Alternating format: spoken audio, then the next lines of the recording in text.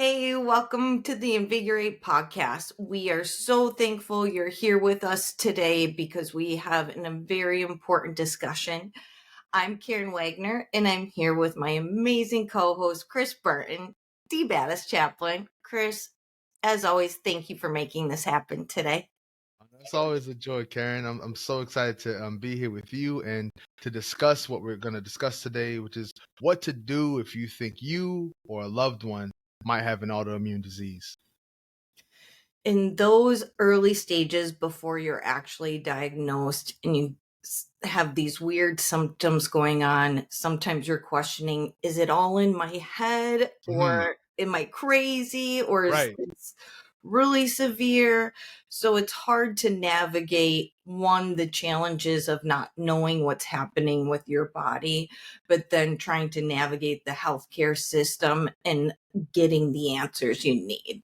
Absolutely. And it's a very scary feeling to know something's going on with you, but also doubting yourself. And like you said, Karen, second guessing yourself because there is a sense of wanting to believe it's all in your head. And I think especially when it comes to autoimmune diseases and disorders and how unique the symptoms are where, two people could have the exact same ailment, but it shows up in such different ways. And that can make a person think like, am I just making this up? Like I remember in my own journey, just trying to attribute it to what I thought of as good stress. Like I was like, oh, maybe it's because I'm in a master's program or I have a new job or I just got married. I thought of all these convenient things that could be so much better and less scary than the actual truth of saying, no, these things are showing up. So just thinking about the ways, common symptoms like fatigue, it's easy to just say, oh, I'm not getting enough sleep at night, or you're right, I did stay out late and I went and partied or something like that.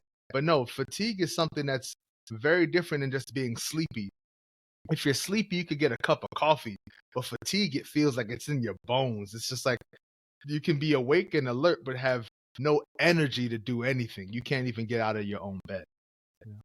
And I think that's important to talk about with these symptoms because some of them can be very intense and long in nature, but for other people, it may not be as intense or not last as long. Yeah, So it can really come and go and be different based on your specific situation. that's true. That is true. Yeah, because even thinking about, I know you've had a lot of experience with the joint pain and the swelling. I have too, but just how did that show up for you? Like when did you first notice like, oh, this isn't just something I can explain away, but the joint pain and the swelling was something significant for you, Karen? Yeah, this doesn't happen for everyone, but for me, my symptoms hit me like a freight train. Yeah, yeah, yeah. Like all of a sudden. So at the time, I was an editor for a magazine and I traveled quite a bit.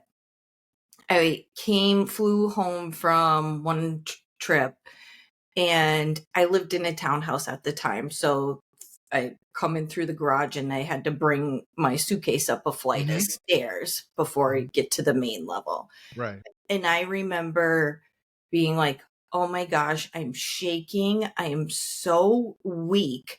I can't get the suitcase up the stairs. And I Yeah, worked yeah. out and stuff. So it's like, this was not normal. I even called my mom and was like, I don't know what's happening. And she was Uh, like, are you having a panic attack? It's like, no, yeah. like I don't have panic attacks. Like Right. I don't know what's going on though. So anyway, I went to bed, just crawled in thinking I had the flu or something. Mm. But the next day I woke up to raging joint pain. Come Like on. every ounce of my body throbbed. I literally walked around like a 90-year-old lady, just like curled up. So Mm. the symptoms were so obvious that it was like, okay, we have to figure out what's happening. Yeah, yeah. And it's I love that you talked about it in terms of it making you feel like an elder, like a 90-year-old person, because I remember when I would have like the swelling in my hands and even going into like the muscle soreness, just the everyday tasks that you're talking about, carrying luggage up the stairs, or I remember breaking into like a deep sweat just trying to stand up to wash the dishes, like just something just simple, an everyday task you don't think about. You have music playing or podcast or your shows on, whatever. It's a task is automatic for us took so much work and just wore us down. And it really, I think on this side of things, with the disease much more managed, it just makes me have a deep sense of gratitude for every single task. You know, something that you might not look forward to, like taking out the garbage, is like, I'm so glad I'll take 2 bags. It's no problem. Like, I feel so happy I can do that now that the disease is managed, you know? Yeah, I'm like, I'll get some fresh air. I'll bring the cans down to the end of the driveway. Oh, for sure. Yeah, for sure. There's something to be said about that independence. But you Yeah, bring up a good point because those everyday tasks, when it feels harder and you haven't changed anything, I think it's important to pay attention to just the level of difficulty in your energy when you're going throughout your day, because that can be clues to what's actually happening internally, or like your body breaking down, because that could essentially be what's happening in the that's it. beginning. That's really true.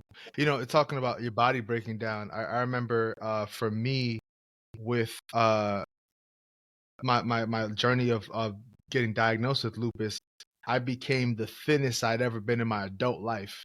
And I remember you know, I had like friends and coworkers be like, "Hey, whatever you're doing, keep it up. Keep it." I was like, it doesn't feel good. Like this goal I had in mind, it's like target weight number. It was like I always assumed it'd come with like, you know, boundless energy, but I was like, I am exhausted all the time. And so much, you know, we know that with autoimmune disorders, you can have unexpected weight gain or weight loss. And, you know, people may see you and think it's something else. They may think you're on a diet, or maybe if you're gaining a lot of weight, there can be a lot of like negative thoughts and think, oh, this person's like, you know, out of control with their eating. But no, it's not really what, you know, they're choosing to do or not do. It's the effect of the disease and the way it can just make your weight fluctuate in any given way, you know? I experienced a lot of weight loss in the beginning. I think it could have been from the lupus, but also Yeah. because they had put me on steroids at the Oh time. my And goodness. Yes. so steroids sometimes well, I think more often it makes people gain weight. But in Right. my situation, I couldn't keep any food down. Oh yeah, yeah, yeah. So then I lost a ton of weight. Of course. But for you, did you just unexpectedly lose a bunch of weight? So prior to being on steroids, I lost on like on prednisone. I lost a ton of weight. So to just give Okay. folks in the audience a sense of like how rapid this weight fluctuated, I went from, you know, at the time of my diagnosis, and what was lean for me was going down to 230. I was 230. I got put on as much as 80 milligrams of prednisone.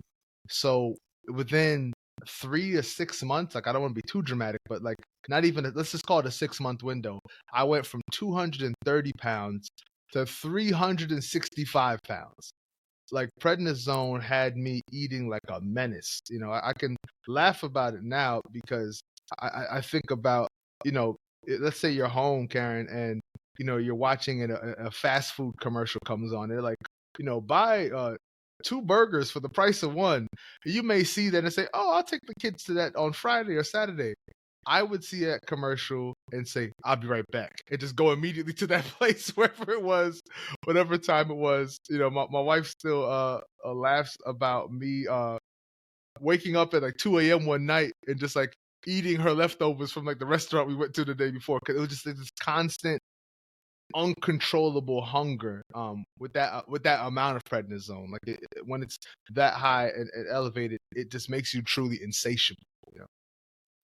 Yeah, and, along with that, because you're so hungry, but also I believe it makes you retain fluid, Yes, it does.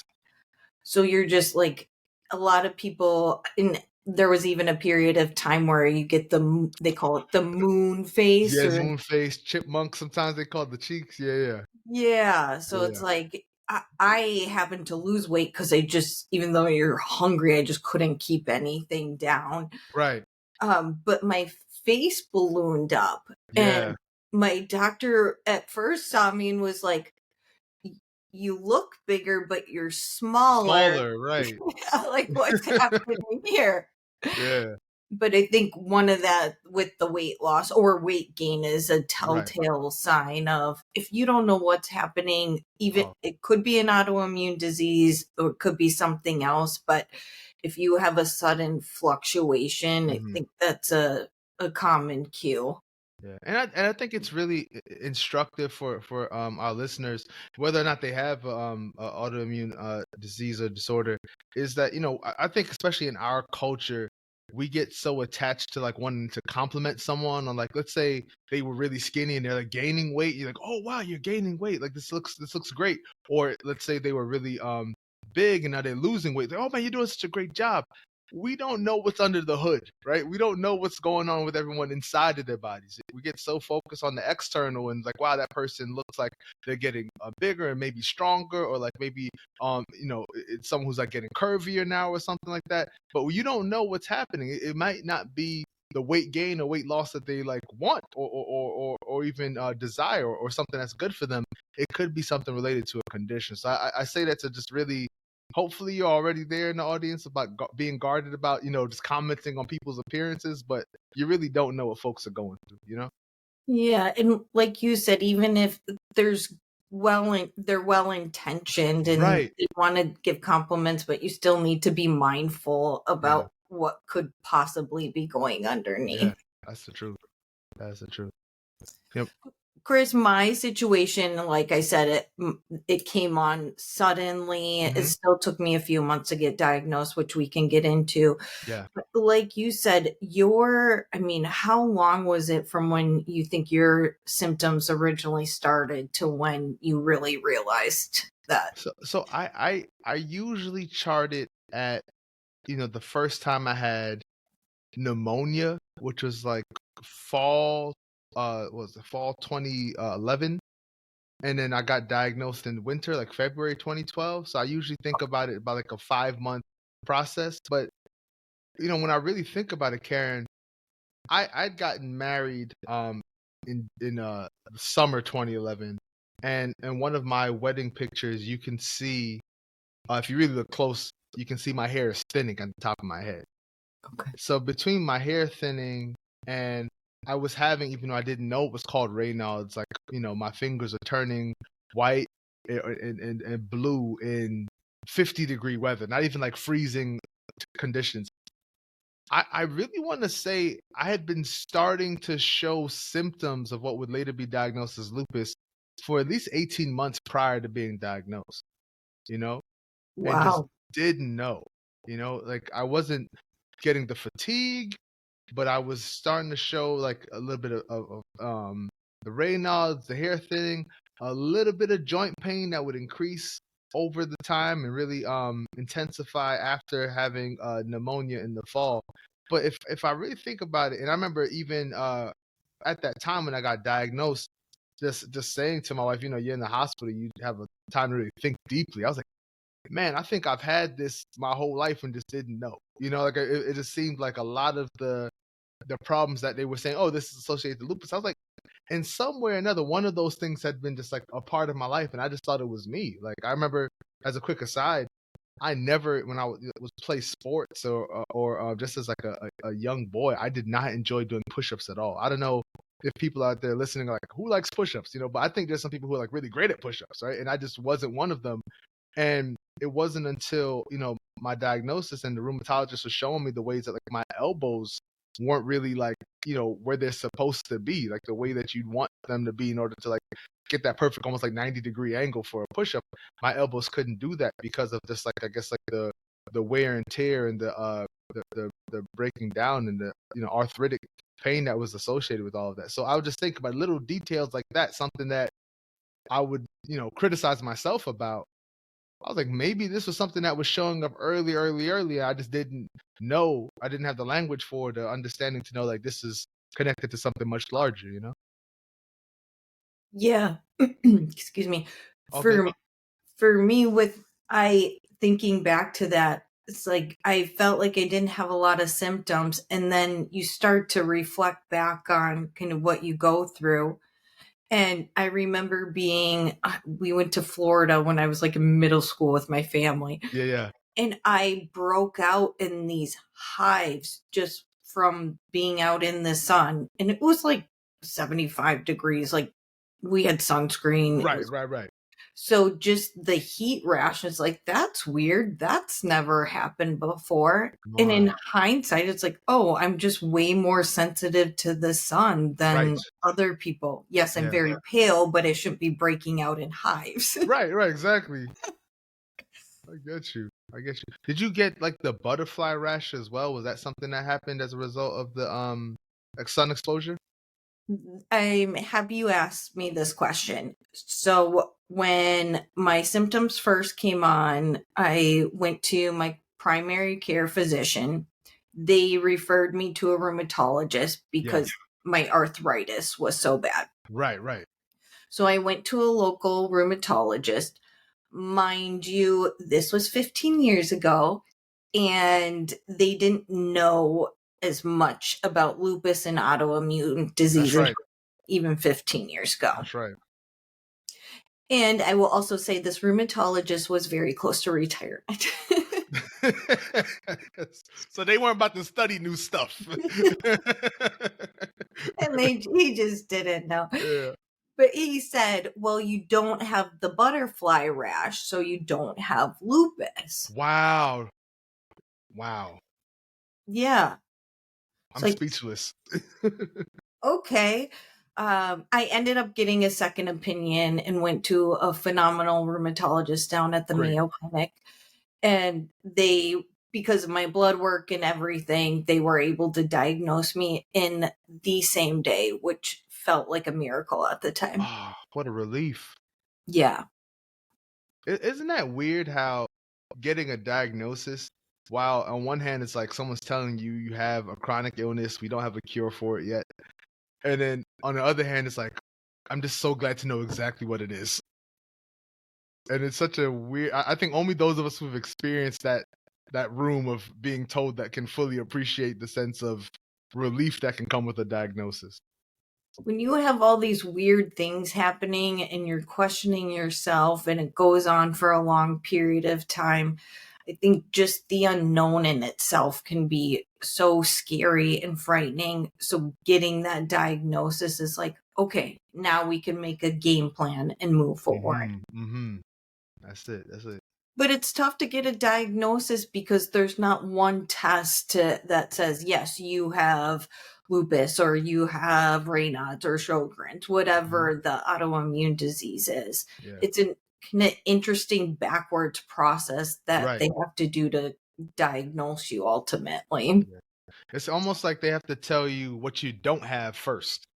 Yeah. Kind of say, well, we know it's not this. And we know it's not, it's a very twisted game of guess who. And you're just knocking down all the different cards. And it's like, okay, we know it's not that. It's not that. It's not that. Getting closer. We'll see what it is. Yeah. Well, because I was tested for MS, Mhm. Lyme disease. That's right. I can't even remember all of the tests I went through. Did Yeah. you go through a gamut of They tests? they tested me for everything. Everything. Like I definitely remember like an HIV test at one point. Oh, And they, sure. and they were screening for cancers. Yeah. It was a lot going on for sure. And I just remember just having that, intense fear of your mind just wondering and being like, what is it? And so just knowing that it was something that, while I clearly suffered from already, did not have to be a death sentence was a relief. Yeah. Yeah. So did you went to your primary care and then they Mhm. referred you to a rheumatologist? Yeah, I think for me it was I went to the primary care doctor, especially around the time I had pneumonia. Yeah, so I had Oh, pneumonia sure. the first time, and then came back. I was gonna say came back for seconds, but that's not how it worked. I just came came back for with pneumonia again, and that time was hospitalized for an extensive period of time. Well, And in that hospitalization, the primary care doctor had worked with the other team of doctors, and they brought a rheumatologist into the conversation. so from beginning to end, oh, you said it's about 18 months. Yeah, so 18 months, but for like 14 of those months, I'm not seeing any doctor. I'm just losing Yeah. hair. I'm tired a little bit, but not too much. My fingers are blue. I think it's funny. I don't really think anything's wrong. You Yeah. know, but that getting pneumonia and like waking up with like profuse amounts of sweat every morning. I was like something, and then being in my early 20s and having like extensive joint pain. I was like something's wrong, and I cannot put my finger on it, but I am not okay. You know, so that's Yeah. what led me to the doctor, especially after the pneumonia. I think a lot of times, especially when the symptoms are showing up, but there's nothing like major or Mhm. immediate that needs to be addressed, it can be hard to be like, okay, I really need to figure out what's going on. Right, right. Especially when symptoms come and go. You talk Oh, about your fingers turning blue. Mine will go like ghost white and right, then right. they'll start tingling, and I'm more like, this is fascinating. Right, right, exactly. Or- Like you have new powers or something. Like, what is this gonna be? Yeah, yeah. That's My interesting. rheumatologist explained it to me though, so you kind of work backwards, like you said, the twisted game of guess who. It's not Mm, this, or this.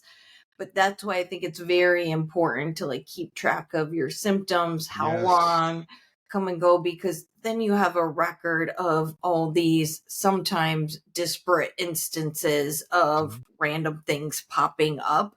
Yeah. But by keeping a log of that, it can help you piece together the timeline and the story of what's actually happening.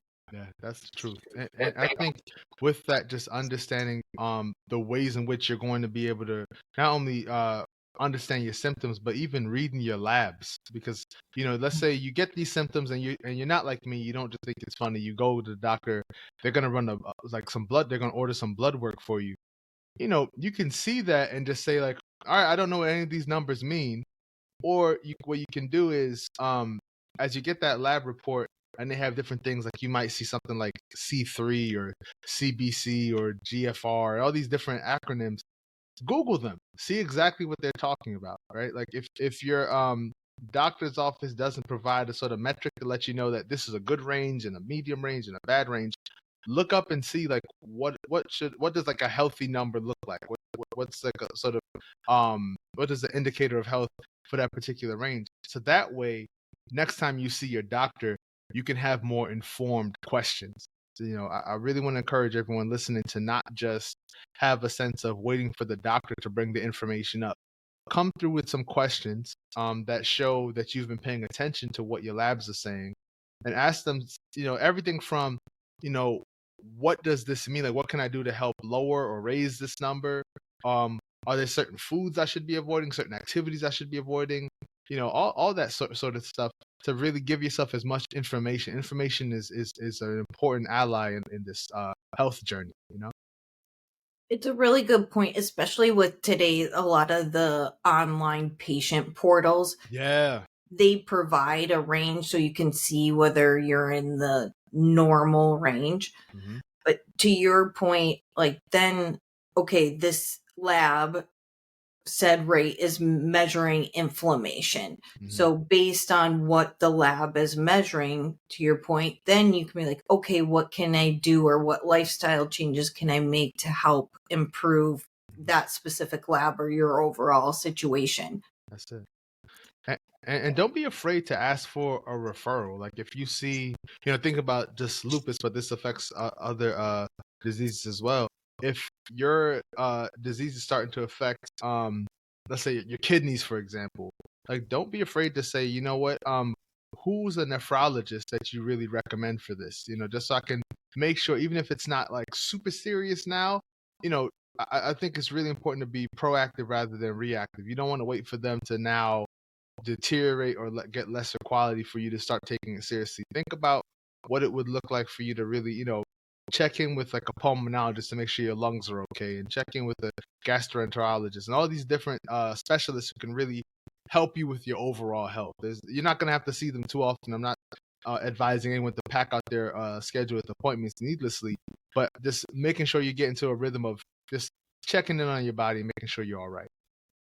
And in the beginning, when you don't have that diagnosis yet, sometimes you can get into those specialists for, let's say you did get the butterfly rash. Right.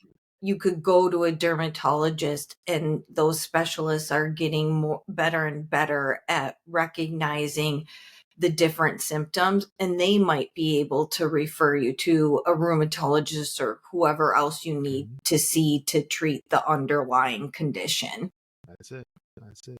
And to your point, it's really important to remember that there's a lot of health insurance out here that does not require a referral for you to see a specialist. So, you don't have to sort of play that chess game of like, I need to see them so I can see them and see them. It can really just be something of like, to your point, I'm getting a butterfly rash. I need to see a dermatologist. Yeah. And so it can take, like, for me, it was 3 months from onset until diagnosis. And I was fortunate to get the care that I got as quickly as I did. For a lot of people, it can last much longer. That's right. Especially in today's day and age with our backed up healthcare system. Oh, come on. I heard something out there. It can take up to like 4.5 years, and sometimes like people have to see 5 doctors before they get a conclusive diagnosis. That's a stressful thing, Karin. That's where my heart breaks, because just the fear of the unknown and not knowing what's going on, it can be a scary time. No doubt. I will say, though, that there's stuff you can do while you're, quote unquote, waiting for that diagnosis. That's true. We mentioned once already, like, and we've said it before, but just tracking your symptoms, and the more information you can gather about yourself and your family history that you can provide the doctor when you do see them, it'll put you that much further ahead in getting that diagnosis. That's it. Because to your point, Karin, I think the doctor is really trying to solve your riddle. Like, you're a riddle to them. So being able to say, oh, you know what? On my father's side or my mother's side, or, my aunt has this, my cousin has this, all of those things help put together a piece of the puzzle for the doctor. So really having that conversation with your family members, and hopefully they'll be forthcoming and say what's been going on with them, or what's going on with a great grandparent who you didn't get a chance to meet, and that way you can at least put together some of the puzzle pieces for that doctor. Yeah. You talked about earlier how people want to help, but they're not sure if they're overstepping their bounds. That's right. I remember I was dealing with arthritis or joint pain and lupus, and my aunt actually sent me a book about healing arthritis. And she was like, I've been dealing with arthritis for years. This helped me take care of it. And I was just like, she's not elderly, but I had no idea that she had been dealing with this. So even if you think you know your family's health history, there might be some hidden surprises that you weren't aware of, good or bad. That's it. It doesn't always come up at the dinner table, Right? That's really the truth. That's really the truth. But thinking about, like, sometimes family and stress sometimes are synonymous, and just thinking about the ways in which throughout the whole journey, just making sure that you're managing your stress really well. Like, even going back to what we were saying, if this is taking you 4 years just to get an answer, how you deal with the stress and then sort of the fear of the unknown is really, really important, because stress can exacerbate the symptoms. I'm thinking especially things like inflammation, which help or actually are a source of the arthritis that we're experiencing, and also fatigue. So what does it look like to make sure that you're practicing, things that sound trendy now, but like mindfulness and deep breathing? Like, Karin, I can tell you, I have an app that I use that helps me with not just like meditation, but making sure I'm getting the most out of each breath, and just making sure I'm breathing as deeply and as easily as I possibly can. So it's just really managing your stress well is a key ally in this work. I want to talk more about that, but I'm very interested in what app it is. Oh, let me see. So it feels like a live read-in. Let me pull up this app right here. So I used to use breath work, and they're fantastic too. Wow. But I've started to use this app called Balance. And Balance, they have like different like meditations for different parts of the day. And so much of the meditations, like you can use one for when you're waking up or when you're trying to fall asleep or when you want to do deep work or when you want to get energized. There's all these different breathing strategies and techniques. So you might do like quick, short, shallow breaths or long, deep breaths to really make sure that you're falling asleep properly. And so I use Balance. That's a really great app that I love to use. Okay, we'll put that in the resources. I'm intrigued. I I used to have Headspace, which was amazing. Yeah, for good things. I also like Calm. Meredith, who was on, Uh-huh. she talked about Calm too. But ever since then, I've been kind of floundering and just doing various Spotify or YouTube meditations. That's So fair. I want to check out the Balance app. Yeah, no, it's worth the use. Yeah. And I have to say, like, when you're waiting for a diagnosis, to hear that you need to manage your stress and diet, sometimes it can be disheartening because it's like, I need more than that. Right. However, I will say it does give you some agency in the meantime. And even if you do have an autoimmune disease or something else, it's only going to benefit your overall health and well being. Honestly, because stress management is something that everyone needs in our society and in our world. It's not something that's like only for folks within the autoimmune community. It's something that we all can use. So it's especially if you're just waiting and you're unsure, it can only help to make sure that you're managing stress well and even thinking about like what you intake.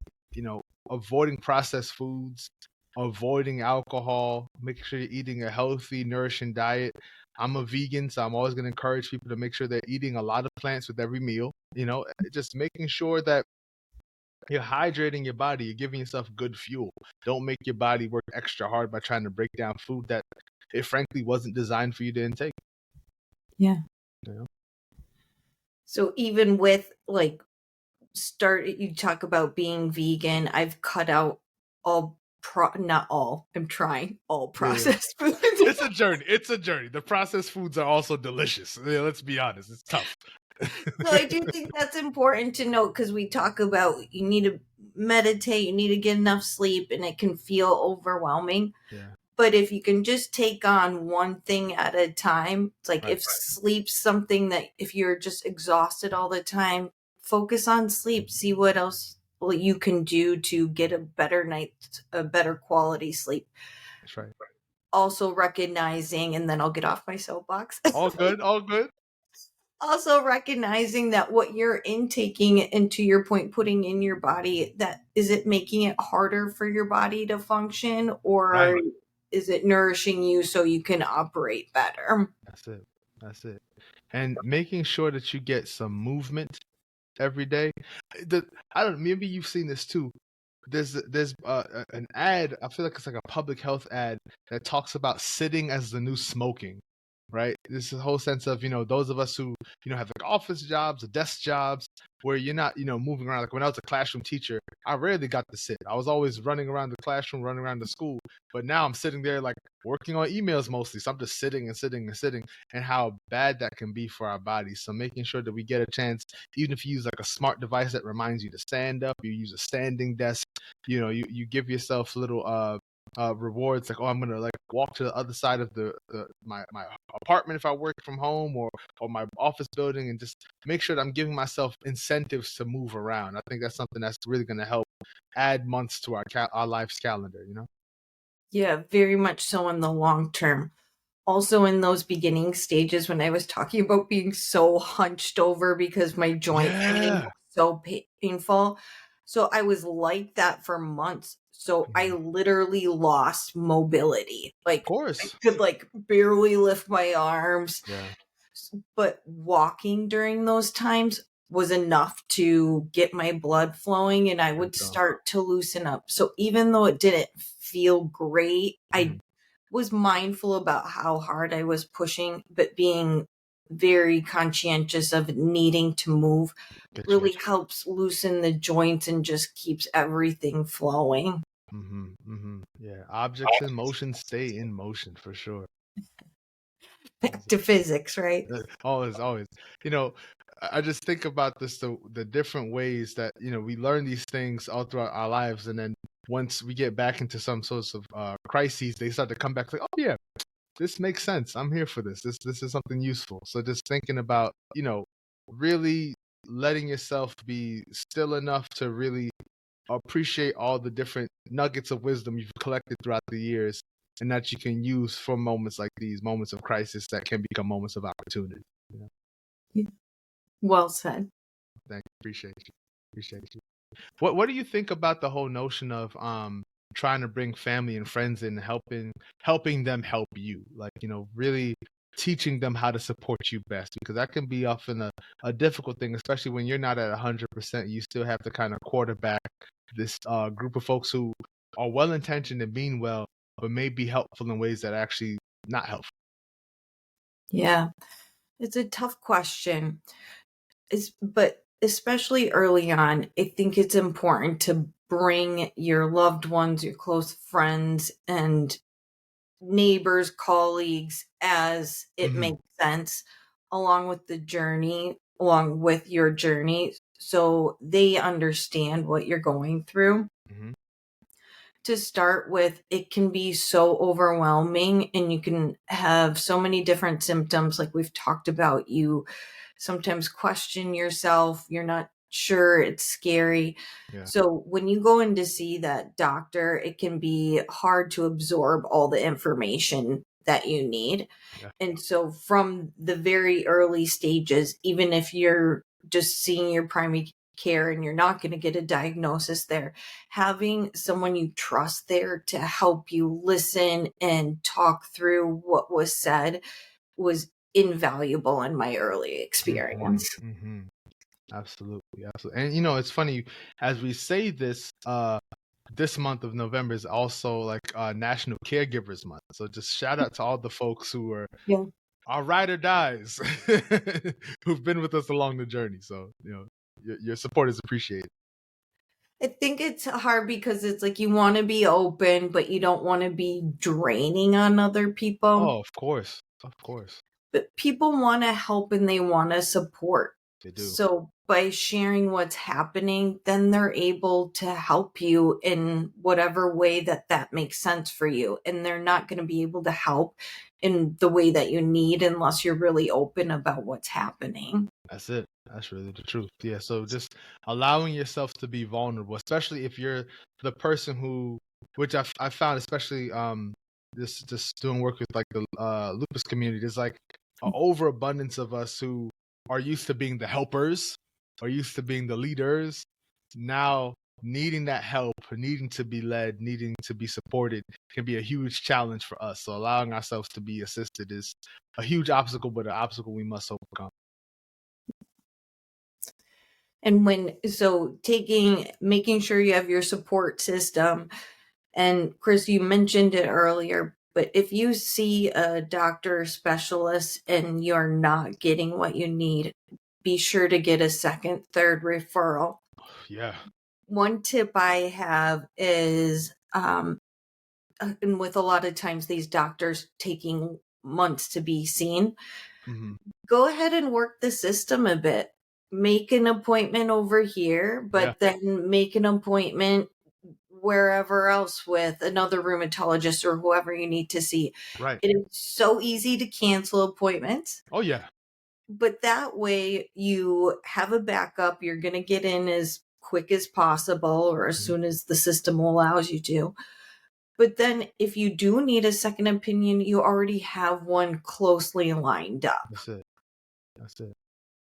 Yeah. Yeah. I can't process or promote enough how important it is for us to understand we have to get the best help we can get. Don't just sit there.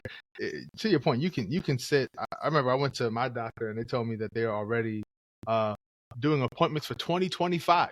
So so just thinking about, if you're a new, and I was the primary care doctor. So if you're there trying to get help and you're like, yeah, we can see you not next year, but the year after that. Please call someone else. Like, don't don't just wait.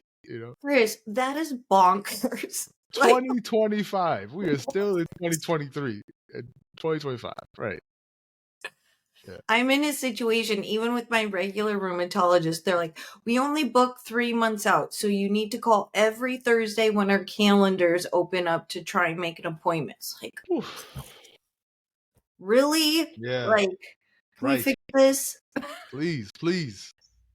That's my complaint for the day. We'll move on. No, it's fine. It's fine. We're gonna come. We're gonna create a section of the podcast like today's rant, today's vent. This is what's annoying today about autoimmune diseases. That's it. That's it.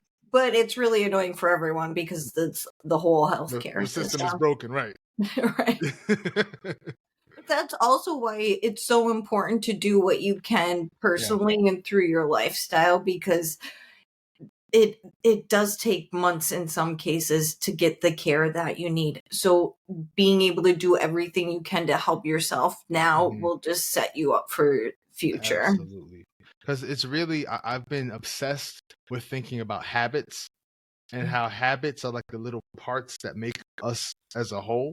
And so if you think about you're only waiting on the doctor's appointment to like make your health good, that's not enough of a habit. At most, you're seeing that doctor once every 3 months. Maybe you see that doctor once a year. That's not enough of a habit. The habit is in every single choice you make about how often you're drinking water, what time you're going to bed, what time you're waking up in the morning. Are you going to work out? Are you going to park in the closest parking spot or far away so you get a chance to walk when you're going to Target or something?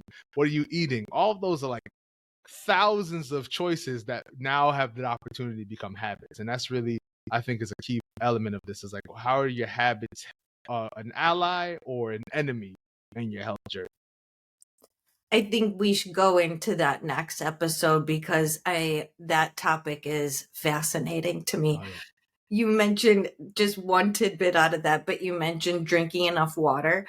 I just learned that your body can lose up to a pound of water overnight. Whoa. Yeah, a pound. Well, that's So why much water. but they say in the morning you need to drink a glass of water because you're Yeah. dehydrated. Dehydrated. Yeah, that's right. It's like, Especially as you get into these winter months and you sleep with the heat on, like you just wake up like, you know, like a mummy. right? Or if just through autoimmune disease symptoms or the Right. medication side effects, like you said, sometimes I've woken up in just a complete like cold sweat. Oh, And yeah, yeah, yeah. so then I'm sure I'm losing 2 pounds of water. Easily, right. It's like, wake up like raisins, basically. Yeah. Yeah. So taking care of and making sure you're doing all those things in the meantime can make a world of difference. Yeah, no doubt about it. No doubt about it. Yeah, just taking care of yourself is critical. Can't say enough about it. And you talked about, well, it can be months to see in between doctor's appointments, but those appointments are 15 minutes long. So At that's best. even, right? It's even a smaller, finite piece of time. That's it. That's it. I don't know if you remember that meme from The Simpsons where the old man walks into the bar, puts his coat down, turns right around, picks his coat back up, gets out of the bar. That's what a doctor's appointment can feel like if you're not careful. There he was, gone. Gone. Grand What opening, grand happened? closing. Exactly. That's also why I also say that it's good to have someone else at those appointments. Yeah. And if you can't, there is an app, I'll put it in the notes, that you can record doctor's appointments. Oh, yeah. So then you can go back and revisit. It's like, what did they say? Or Yeah. my husband will ask me questions about what happened in the appointment. I was like, I don't know. Right. It's I hate that feeling of being like, I was paying attention. I just do not remember any of it. You know, it's like I think there's just so much information, ton of and information. plus just the emotions of it. Yeah. Even I've been through this for 15 years and still, like, you're in there and it's like I still have a hard time absorbing everything. Oh, no question. No question. Yeah.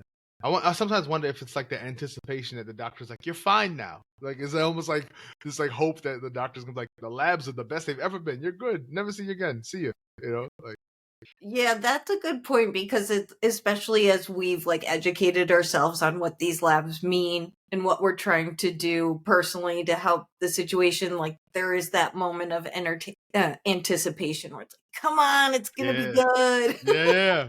100%. That's it. Oh. That's it. Well, Indeed. Chris, any other things you can think about, or if someone is trying to figure out if they actually have an autoimmune disease, or any other suggestions for them? Yeah, I think the main suggestion that I have, Karen, is don't assume something unusual is just fine, right? Yeah. Like I'm not advocating for you to just run to the doctor every time you have like a runny nose or something like that. But if there's something that you're like, this seems unusual, I would rather you be embarrassed by the doctor saying, "Oh, that's nothing," Yeah. than you assuming it's nothing and it could be the start of something. So just really, and I think that sort of, once again, you're gonna hear me talk about habits, but it's a sense of paying attention to yourself well enough that you know when something seems out of character physically. Just really saying like, hmm, I my breathing's a little shorter than normal, or oh man, that cut didn't heal the way it normally heals, or this elbow's been really hurting, or that hip, or that knee, or whatever, that ankle, whatever it is. Just really paying attention to yourself, and just ultimately, and this goes for everyone, just be kind to yourself. Be kind enough to yourself to say, "Oh wow, we've been working really hard. We need to rest." And we mentioned keeping track of your symptoms and what's happening in your body, but you bring up a good point. I think it's important to also know what is your lifestyle? What are you doing on a day to day basis? Because pairing up your regular activity that you're used to doing with these quote unquote random symptoms that are happening, Mhm. that can really help piece together the full puzzle of what's Mhm. going on. Absolutely. Like, Chris, I remember you saying how you used to do full court basketball. It's like, yeah, your knees would be sore Right. after, like that's normal, but not a week later Yeah, yeah. normal. Right, right. Yeah, and it's just little stuff like that. Don't just assume like, oh, it's because I played basketball or I played pickleball or whatever you're playing. Like just really paying attention and saying like, that I shouldn't still be hurting, like, but if Yeah.